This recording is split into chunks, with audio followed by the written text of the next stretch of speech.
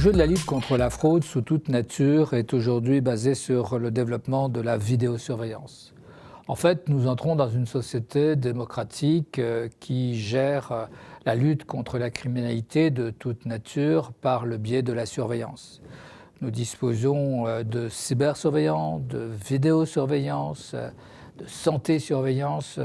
Donc tous les systèmes de surveillance sont mis en place pour lutter contre les dérives, la contrefaçon des médicaments pour la cybersanté délinquante, la contrefaçon des données pour la cybercriminalité sur le net et bien évidemment l'utilisation de la vidéosurveillance qui est une sorte de cybersurveillance puisque toutes les caméras maintenant sont numériques. Le terme cyber est en train de devenir un élément générique de la lutte contre tout type de délinquance.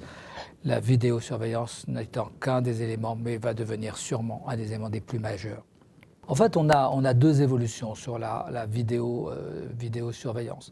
La première évolution, c'est cette notion de cybersurveillance, c'est-à-dire tous les systèmes aujourd'hui de vidéo et de captation d'informations sont en train de se concentrer, puisqu'ils sont maintenant des systèmes numériques, et donc on peut passer d'une prise de vidéo à son analyse immédiate par logiciel pour faire du morphing, pour faire de la reconnaissance de forme, soit détecter dans une foule une personne qui est recherchée, soit au contraire aller rechercher à partir d'une photo d'un endroit donné, un aéroport, pour aller voir si cette personne figure sur le fichier des personnes recherchées. Et puis, cette évolution du mot vidéo vers le mot cyber pris au sens large est associée à une deuxième évolution qui est le terme surveillance pour celui de protection. La nouvelle loi va organiser la vidéoprotection, comme aujourd'hui on parle de technoprotection.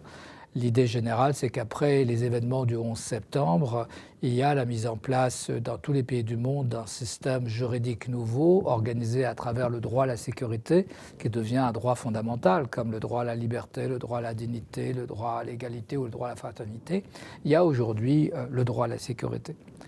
Dans la mise en œuvre de ce droit à la sécurité, l'objet de l'obligation qui est demandée au pouvoir public n'est plus tellement celui de surveiller, mais bien celui de protéger.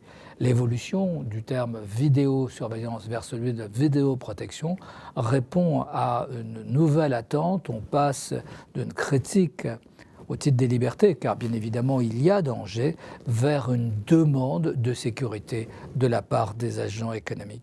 Et cette demande de sécurité fait que la vidéo n'est plus vue comme un instrument de surveillance, mais comme un instrument de protection. En pratique, la nouvelle réglementation va être organisée à travers les deux grandes catégories suivantes.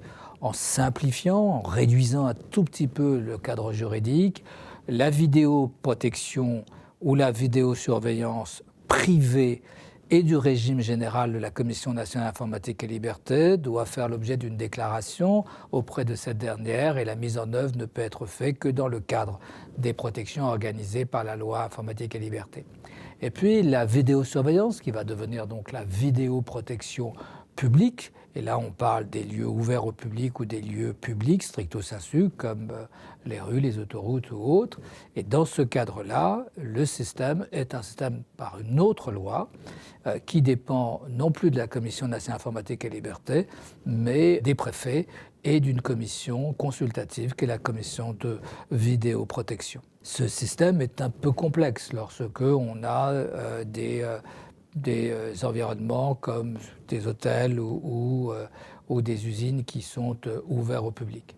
Mais sous quelques réserves d'adaptation, le système est articulé à travers ces deux notions, ce qui fait qu'aujourd'hui, on essaye de trouver un équilibre démocratique entre la protection des libertés publiques et notamment la vie privée des individus et la protection de leur sécurité avec la mise en œuvre non pas d'un système de surveillance, mais d'un système de protection, c'est-à-dire d'une intervention possible faite très rapidement grâce à cette vidéoprotection.